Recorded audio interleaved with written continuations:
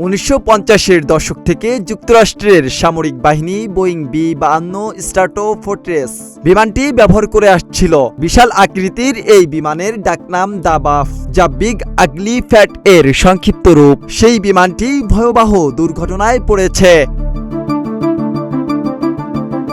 এএফপির প্রতিবেদনে বলা হয়েছে, যুক্তরাষ্ট্রের ক্যালিফোর্নিয়ায় দেশটির বিমান বাহিনীর একটি বি-52 বোমারু বিমান বিধ্বস্ত হয়ে 8 জন নিহত হয়েছেন। স্থানীয় সময় দক্ষিণ ক্যালিফোর্নিয়ার এডওয়ার্ডস বিমানঘাঁটি থেকে উড্ডয়নের কিছুক্ষণ পর সেটি বিধ্বস্ত হয়। বিমানঘাঁটি কর্তৃপক্ষ এক বিবৃতিতে এ তথ্য জানিয়েছে।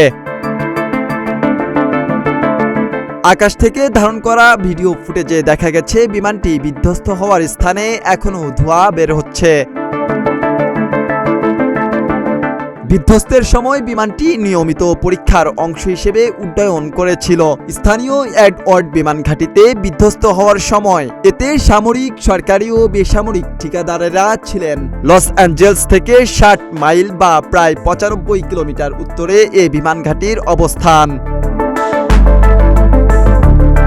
সর্বশেষ তথ্য বলছে, জরুরি উদ্ধারকারী দল দ্রুত ঘটনাস্থলে পৌঁছেছে এবং উদ্ধার কাজ এখনও চলছে।